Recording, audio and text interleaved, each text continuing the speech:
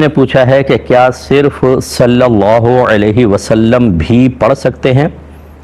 جی بالکل پڑھ سکتے ہیں. یہ ایک مکمل درود پاک ہے اور اس پر وہ تمام جو درود پاک کی فضیلتیں ذکر کی گئی ہیں آپ کو حاصل ہوں گی. صلی اللہ کا مطلب ہے اے اللہ رحمت نازل فرمائے علیہ نبی کریم صلی اللہ علیہ وسلم پر، وسلم اور سلامتی، یعنی آپ پر اللہ تعالیٰ سلامتی اور رحمت نازل فرمائے. لیکن اس سے زیادہ کامل درود پاک جو ہے وہ یہ ہے کہ آل رسول کو بھی اس میں شامل کیا جائے اور یوں کہا جائے صلی اللہ علیہ وآلہ وسلم، تو بہت ہی بیسٹ ہے اور زیادہ بہتر یہ ہے کہ اسی کو پڑھا جائے. ایک انہوں نے کویسچن کیا کہ بعض اوقات شادی کے بعد ماں باپ کہتے ہیں کہ فلاں جگہ نہ جاؤ فلاں جگہ جاؤ، اور شوہر اس کے برعکس کہتے ہیں کہ یہاں جاؤ نہ جاؤ، تو اب بیوی کس کی مانے، ماں باپ کی مانے یا شوہر کی؟ گویا کہ ان کے کویسچن کرنے کا مطلب یہ ہے کہ ایک شادی کے بعد ماں باپ کا کتنا حق بچی پر رہتا ہے کہ وہ شوہر کی نافرمانی کر سکے. دیکھیں حدیث میں ہے جس کا مفہوم یہی ہے کہ نبی کریم صلی اللہ علیہ وسلم نے ارشاد فرمایا کہ شادی سے پہلے سب سے زیادہ لڑکی پر اس کے ماں باپ کا حق ہے اور شادی کے بعد سب سے زیادہ حق شوہر کا ہے. تو لہٰذا بہتر یہ ہے کہ آپ اگر اس طرح بالکل رائے میں ٹکراؤ پیدا ہو جائے کہ ماں باپ کچھ کہہ رہے ہیں اور شوہر کچھ کہہ رہے ہیں، تو آپ ماں باپ کا دل بھی نہ توڑیں اور ان کے ساتھ بھی کوئی ایسا رویہ رکھیں کہ ان کو یہ احساس نہ ہو کہ ہماری نافرمانی کی ہے، حکمت کے ساتھ کام لیتے ہوئے، لیکن اطاعت شوہر کی جائے گی. اور یہ بچیاں بہت بعض اوقات غلط حرکت کرتی ہیں کہ ماں باپ کا ایسا کہنا مانتی ہے کہ شوہر کو ناراض کر دیتی ہیں اور اپنی ازدواجی زندگی کو بالکل بیکار کر دیتی ہیں. آپ کو چاہیے کہ ایسی کسی بھی بچی کو چاہیے کہ اپنے ماں باپ سے پیار محبت سے عرض کریں کہ آپ یہ کہہ رہے ہیں، شوہر یہ کہہ رہے ہیں، اب یہ بتائیے اگر میں آپ کی بات مانتی ہوں تو گھر خراب ہوتا ہے، اگر آپ کہتے ہیں تو میں گھر خراب کر لوں. اب ماں باپ کیا کہیں گے اس پر مجھے امید ہے اللہ کی ذات پاک سے کہ ماں باپ یہی کہیں گے کہ نہیں بیٹا تم اپنے شوہر کی چلو اطاعت کر لو. ہاں اگر شوہر کسی ناجائز اور حرام کام کا حکم دے رہا ہے اور ماں باپ جائز کام کا حکم دے رہے ہیں، تو اب یہ ٹکراؤ ماں باپ اور شوہر کا نہیں ہے، بلکہ یہ ٹکراؤ شریعت اور شوہر کے غلط حکم کا ہے. اور اس میں چاہے ماں باپ ہو چاہے شوہر، نبی کریم صلی اللہ علیہ وسلم کا فرمان ذیشان ہے کہ نافرمانی میں یا گناہ میں اللہ تبارک و تعالیٰ کے حکم کے مقابلے میں کسی مخلوق کی اطاعت جائز نہیں. تو اس میں یہ اگر ٹکراؤ ایسا ہو جائے کہ ماں باپ جائز کام کا کہہ رہے ہیں، شوہر حرام کام کا کہہ رہا ہے، تو شوہر کے نہیں مانیں گے، وہ حقیقت آپ ماں باپ کی نہیں بلکہ شریعت کی مان رہی ہیں. اسی طرح اگر ماں باپ کسی غلط کام کا حکم دے رہے ہیں اور شوہر جائز کام کا حکم دے رہا ہے، تو پھر شوہر کا کہنا مانیں گے جو حقیقتاً شوہر کا نہیں بلکہ شریعت کی اتباع اور اطاعت ہے. تو یہ تھوڑا سا آپ توازن برقرار رکھیں.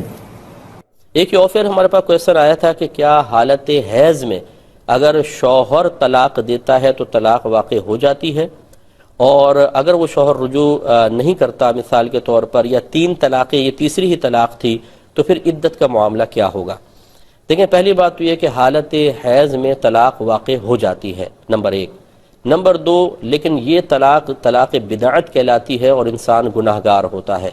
نمبر 3، اگر اس نے پہلے 1 طلاق دی تھی، یعنی یہ پہلی طلاق ہے یا یہ دوسری طلاق ہے، تو اس شخص کے اوپر رجوع کرنا واجب ہوگا کہ فوراً اس سے رجوع کرے، عورت سے اس کو اپنے نکاح میں باقی رکھے. ہاں اگر پہلے وہ 2 دے چکا ہے اور یہ مل کر تیسری ہو گئی، 3 ہو گئی ہیں، تو اب تو رجوع کی گنجائش نہیں ہے.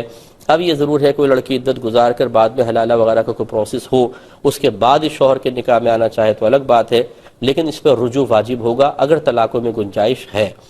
چوتھی بات یہ ہے کہ اگر بالفرض طلاقوں میں اب گنجائش نہیں تھی، یہ تیسری ہی طلاق تھی، یا وہ شوہر رجوع نہیں کرتا ہے، مثال کے طور پہ ہٹ دھرمی دکھاتا ہے کہ میں رجوع نہیں کرتا ہوں، تو فقہ حنفی کے روشنی میں مطلقہ عورت کی عدت جس کا حیض باقاعدہ جاری ہوتا ہے 3 حیض ہیں. اب اگر اس حیض کو شمار کیا جائے جس حیض میں طلاق دی ہے، تو قرآن میں اللہ تعالیٰ فرماتا ہے کہ یتربصن بانفسہن 3 قروء، یہ مطلقہ عورتیں اپنے آپ کو 3 حیض تک روکے رکھیں، اور یہ 3 کا ہندسہ مکمل کرنا ضروری ہے. اس میں ایک ٹیکنیکل بحث ہے جو میں نہیں کرنا چاہتا ہوں، 3 کا ہندسہ مکمل کرنا ضروری ہے. لہذا اگر اس حیض کو شمار کریں گے تو یہ پورا نہیں ہے، پھر اس کے بعد ایک اور لیں گے، اس کے بعد ایک اور لیں گے، تو یہ 2.5 یا 2.25 بنیں گے، اور یہ حیض صحیح نہیں ہے. فقہ حنفی کی روشنی میں اس حیض کو یعنی عدت سٹارٹ ہو جائے گی، لیکن اس کو عدت کے لیے شمار نہیں کریں گے. اس کے بعد پاکی کے ایام آئیں گے، ابھی بھی عدت میں رہے. اب یہ جو پہلا، اس کے بعد جو پہلا حیض آئے گا وہ پہلا ہوگا، پہلا، دوسرا، تیسرا، اور اس کے بعد پھر اس کی عدت ختم ہوگی. 3 حیض اس کو عدت گزارنی ہوگی. ایک انہوں نے کہا کہ کیا عورت اپنی عزت کے تحفظ کے لیے خودکشی کر سکتی ہے؟ تو دیکھیں، ایک جان کا جانا یہ بھی بہت بڑا ضرر ہے، اور عزت کا جانا یہ بھی بہت بڑا ضرر ہے. لیکن قاعدہ قانون یہ ہوتا ہے کہ جب 2 ضرر جمع ہو جائیں تو بڑے ضرر کے بجائے چھوٹے ضرر کو اختیار کیا جائے. اب خودکشی کرنا بہت بڑا گناہ ہے، بہت ہی بڑا گناہ ہے. اور اس لیے سمجھ لیں کہ کسی کے قتل کے بعد، قتل ناحق کے بعد اپنے آپ کو مارنا یہ سب سے بڑا گناہ ہوتا ہے. یہ یوں کہہ لیں کہ شرک اور کفر کے بعد پھر کسی کو قتل کرنا اور اس کے بعد پھر اپنے آپ کو قتل کرنا یہ بڑے گناہوں میں شمار ہوتا ہے. لہٰذا اس میں بہت زیادہ ضرر ہے. اور یقینی سی بات ہے کہ عورت کی عزت بھی بہت امپورٹنٹ چیز ہے، لیکن اپنے آپ کو ہلاک کرنے کے مقابلے میں اس میں کم ضرر ہے. لہذا شریعت اس بات کی اجازت نہیں دے گی کہ وہ اپنی عزت کے تحفظ کے لیے بڑے ضرر کو اختیار کرے. اگر وہ ایسا کرے گی تو گناہگار ہوگی. وہ جس طرح ہو سکے اپنی عزت بچائے. ہاں، اس عزت بچانے میں اگر وہ بالفرض سامنے والے کو قتل کر دیتی ہے تو یہ قتل کرنے پر گناہگار نہیں ہوگی، کیونکہ یہ اپنی عزت بچا رہی ہے. جان اور مال، عزت آبرو کے لیے اگر اس طریقے سے معاملہ ہو جاتا ہے اس کی حفاظت کی غرض سے تو اس میں شریعت نرمی رکھتی ہے. لیکن بہرحال یہ نہیں ہوگا کہ خودکشی کی اجازت دی جائے. یہ کہتے ہیں شادی شدہ شخص ہے جو شراب عورتوں سے، غیر عورتوں سے رابطہ رکھتا ہے، انہیں شراب وغیرہ بھی پلاتا ہے. اب اس کی بیوی کیا کرے؟ تو بھائی اب مسئلہ یہ ہوتا ہے کہ باہر تو ایسے ہی معاملات ہوتے ہیں. ہر ایک خراب بھی نہیں ہے لیکن ہر ایک اچھا بھی نہیں ہے. تو بعض اوقات ہم باہر کے صرف رہنے والے کو دیکھ کر کہ ہماری بیٹی باہر چلی جائے گی، بڑے سکون سے رہے گی، عیش سے رہے گی، ہم شادیاں کر دیتے ہیں اور اس قسم کے معاملات پھر سامنے آ جاتے ہیں. تو بچی کو چاہیے کہ بڑے صبر و تحمل کا مظاہرہ کرے اور اپنے شوہر کو ان گناہوں سے دور رکھنے کی کوشش کریں جہاں تک ہو سکتا ہے. اور اگر وہ شوہر نہیں باز آتا اور یہ بچی کے لیے ناقابل برداشت ہے تو بالکل وہ اس سے علیحدگی حاصل کر سکتی ہیں شرعی لحاظ سے. اور اگر وہ اسی کے ساتھ رہنا چاہتی ہیں اور صبر و تحمل کے ساتھ رہ سکتی ہیں تو پھر ان کے ساتھ رہنے کی کوشش کریں. بہرحال ہماری دعا یہی ہوگی کہ اللہ تبارک و تعالیٰ ایسے جو بھی گندی عادات میں مبتلا ہے انہیں اپنی بیویوں کی قدر کرتے ہوئے ان کے ساتھ نیک سلوک کرنے کی توفیق عطا فرمائے.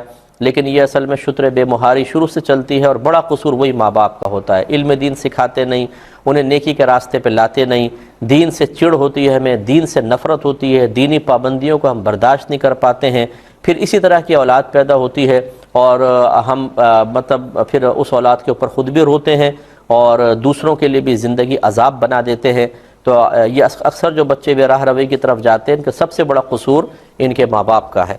تو خلاصہ کلام یہ ہے کہ اللہ تعالیٰ بس ان کو بچنے کی توفیق عطا فرمائے. دعا کرتے ہیں. وقت جو کم ہے مزید میں کلام نہیں کر سکوں گا.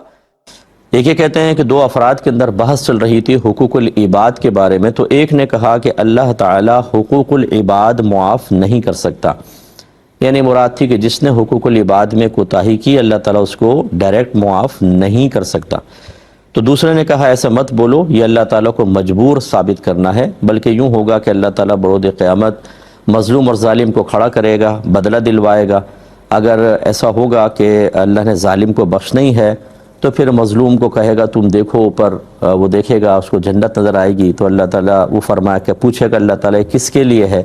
تو اللہ تعالیٰ فرمائے گا یہ اس کے لیے ہے جو اس کی قیمت ادا کرے. وہ کہے گا کون اس کی قیمت دے سکتا ہے؟ تو اللہ تعالیٰ فرمائے گا تم دے سکتے ہو، اور قیمت یہ ہے کہ اپنے بھائی کو معاف کر دو. وہ معاف کر دے گا اور دونوں جنت میں داخل ہو جائیں گے. یوں کہہ سکتے ہیں. تو اب یہ پوچھ رہے ہیں کہ بکر درست ہے یا زید، یعنی پہلے والا یا دوسرا والا؟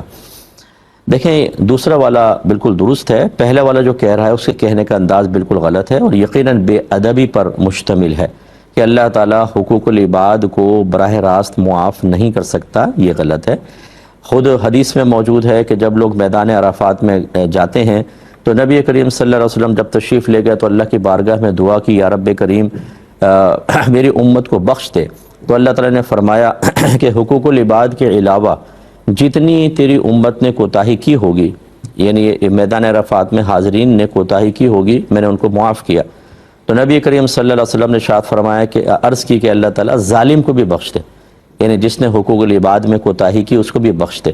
لیکن جواب نہیں ملا. پھر سرکار مزدلفہ آئے، پھر یہی دعا فرمائی اور اس دفعہ اللہ تعالیٰ نے حقوق العباد کی معافی کا اعلان بھی فرمایا، جس پہ سرکار مسکرائے اور شیخین کریمین حضرت ابو بکر و عمر رضی اللہ تعالیٰ عنہما نے تبسم کی وجہ پوچھی تو سرکار نے ارشاد فرمایا کہ جب اللہ نے میری یہ دعا قبول کی تو شیطان واویلا مچانے لگا اور مٹی اٹھا کے اپنے سر پہ ڈالنے لگا، تو اس کی یہ حالت دیکھ کر مجھے ہنسی آ گئی۔ اب دیکھیں مزدلفہ میں پہنچنے پر خود اللہ تعالیٰ نے حقوق العباد کے گناہوں کو معاف فرما دیے، تو مجبور کہاں ہوا؟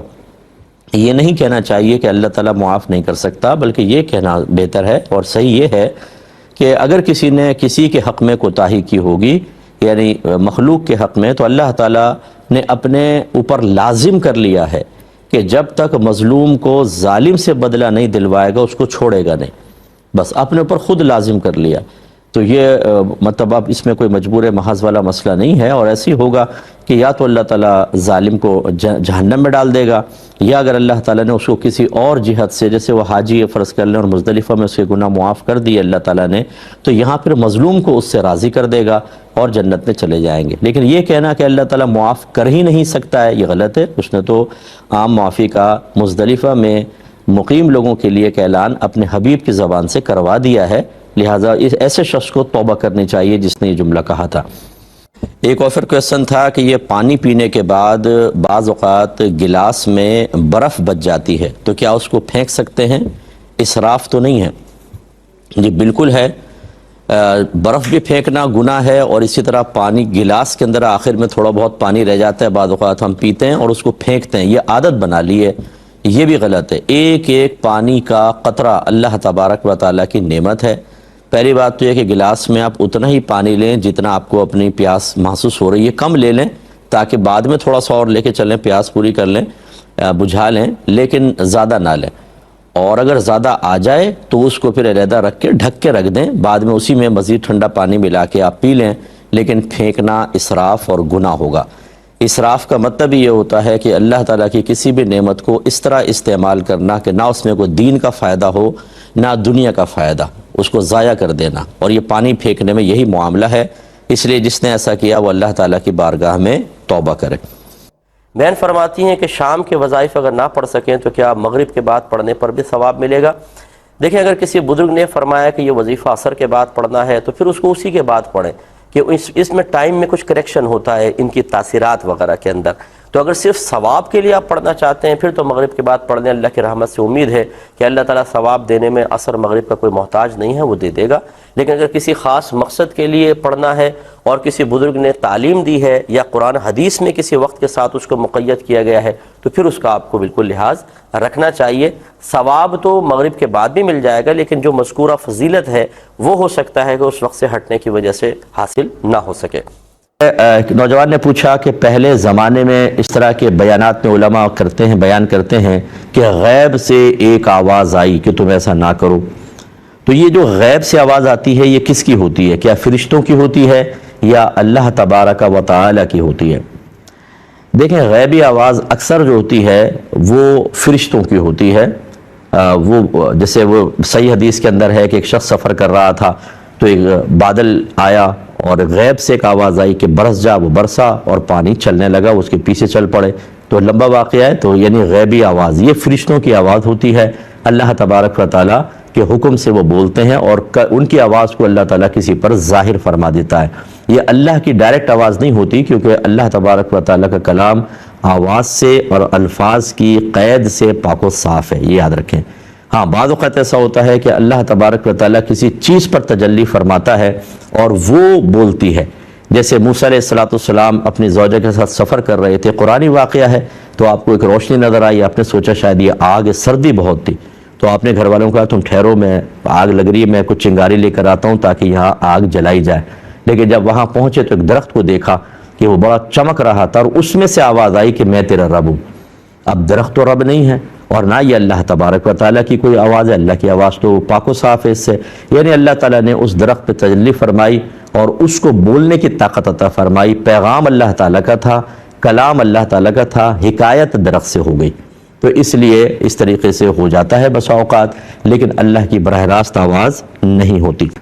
ایک بھائی نے پوچھا تھا کہ کبھی ہم دوست مل کر کہیں باہر جاتے ہیں تو شوقیہ کچھ سگریٹ پی لیتے ہیں، عادت نہیں ہے شوقیہ، تو کیا یہ مکروہ تحریمی ہے یا تنزیہی ہے؟ دیکھیں پہلے تو سمجھیں کہ مکروہ تحریمی اس فعل کو کہتے ہیں جو کسی واجب کا ترک ہوتا ہے، اس کو مکروہ تحریمی کہتے ہیں۔ یہ اس میں آدمی گناہگار ہوتا ہے، اور مکروہ تحریمی فعل گناہ صغیرہ ہوتا ہے، اگر بار بار کریں تو گناہ کبیرہ بن جاتا ہے، تو یہ حرام سے نچلے درجے کا ہوتا ہے۔ اور مکروہ تنزیہی اس سے نچلے درجے کا ہوتا ہے۔ مکروہ تنزیہی اسے کہتے ہیں جس کو شریعت نے ناپسند تو کیا ہے، لیکن اگر آپ اس کام کو کرتے ہیں بلکہ عادتاً بھی کرتے ہیں تو گناہگار نہیں ہوں گے، وہ مکروہ تنزیہی کہلاتا ہے۔ اب یہ سمجھ لیں کہ شوقیہ سگریٹ پینا مکروہ تنزیہی ہے، مکروہ تحریمی نہیں ہے۔ تو اس لیے کبھی کبھار ایک آدھ سگریٹ پی لی تو گنجائش نکلتی ہے، لیکن میں کوئی اس کی پرمیشن نہیں دے رہا ہوں، نہ اس کو شریعت محبوب رکھتی ہے کہ سگریٹ کوئی فائدہ تو ہے نہیں، بس ایسی وہ کش لگا رہے ہیں صاحب۔ ایک تو حیت جو ہے وہ آوارہ گرد لوگوں کی سی بن جاتی ہے، وہ مناسب نہیں، اور دوسری بات یہ ہے کہ اس سے منہ میں اسمیل ہو جاتی ہے، پھر نماز کا مسئلہ۔ اور پبلک پلیس پہ اسی لیے سگریٹ پینا منع کرتے ہیں کہ جس کو عادت نہیں ہے، بعض اوقات آپ بس میں دیکھ لیں، گاڑیوں میں دیکھ لیں، یا لفٹ کے اندر کوئی سگریٹ پی کے نکل جائے تو جو پینے کا عادی نہیں ہے بیچارے کی طبیعت خراب ہو جاتی ہے، تو ایسی گندی چیزوں سے کوئی اوائڈ ہی کریں۔ لیکن بہرحال کبھی کبھار ایسا ہوتا ہے، اور بعض اوقات تو ڈاکٹر سجیسٹ کرتے ہیں یا کوئی ماہر نفسیات کہتا ہے کہ چونکہ آپ اس وقت ڈپریسڈ ہیں، ایک آدھ سگریٹ پی لیں، تو وہ جب پیتے ہیں تو پھر توجہ اس طرف سے ہٹ جاتی ہے۔ تو شوقیہ کبھی کبھار یا بطور علاج اگر ہے تو زیادہ سے زیادہ مکروہ تنزیہی، اس سے زیادہ کوئی چیز نہیں ہوگی۔ کہا کہ میں ڈائیورسڈ ہوں اور اب میں دوسرا نکاح کرنا چاہتی ہوں، لیکن کسی مصلحت کی بنا پر بہرحال اس کو پبلک سے خفیہ رکھنا چاہتی ہیں، لیکن جب یاد رکھیں آپ گواہ قائم کر لیتے ہیں تو یہ اعلانیہ ہی نکاح کہلاتا ہے۔ ہم اپنے عرف میں کہتے ہیں جو خفیہ نکاح کیا، لیکن یہ گویا کہ اعلانیہ نکاح ہوتا ہے۔ لیکن بہرحال یہ شرعاً جائز ہے، اگر ایجاب و قبول کر رہے ہیں آپ بھی راضی ہیں، لڑکا بھی راضی ہے، اور گواہ باقاعدہ موجود ہیں، دو مرد مسلمان ہونے چاہیے، یا ایک مسلمان مرد اور دو عورتیں ہونی چاہیے مسلمان، اور جیسے آپ نے کہا قاضی صاحب وغیرہ بھی ہوں گے، تو نکاح تو بالکل ویلڈ ہے، اس میں کوئی حرج نہیں ہے، آپ کر سکتے ہیں۔ لیکن اس طرح کے اگر آپ، یہ تو ہے شرعی مسئلہ، اگر آپ ہمارا مشورہ چاہتی ہیں تو میں خواتین کے لیے خاص طور پہ کہتا ہوں کہ اس طرح کے خفیہ نکاح ہرگز نہ کریں۔ اور یقیناً یہ عورت کی ڈیمانڈ بہت ہی کم ہوتی ہے، یہ مرد کی ڈیمانڈ ہوتی ہے۔ وہ پہلے سے شادی شدہ ہوتا ہے، کہتا ہے میں کر لیتا ہوں، لیکن دیکھو میری بیوی مسئلہ کرے گی، میرے خاندان، میرے بچے والے، میں تم سے خفیہ نکاح کر لوں گا، آ کے ملتا رہوں گا، تو میں خرچہ دیتا رہوں گا، تم اس نکاح کو خفیہ رکھو۔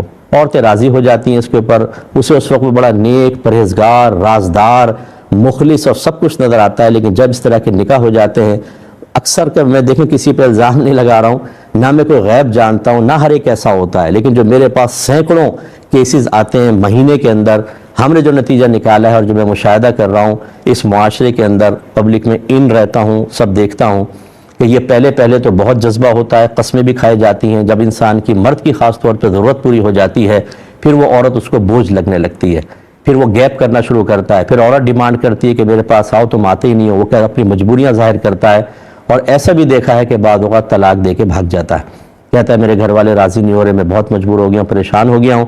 اور فرض کر لیں عورت اگر پریگننٹ ہو جائے اس خفیہ نکاح سے اور وہ چھوڑ کے بھاگ جائے، اب یہ عورت کس کو بتائے گی، کیا بتائے گی کہ میں نے یہ کس طریقے سے ہوا؟ پھر کسی کو الزام لگانے سے آپ روک سکتے ہیں؟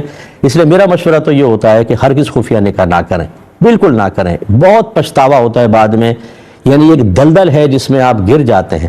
وقتی طور پر ایسا ہوتا ہے کہ لوگوں نے یہ بتایا، جیسے خواتین کہتی ہیں صاحب کسی سے میرے ریلیشن ہو گئے اور ہم ناجائز ریلیشن کے قریب ہو گئے، اس سے بہتر نہیں ہے کہ ہم خفیہ نکاح کر لیں۔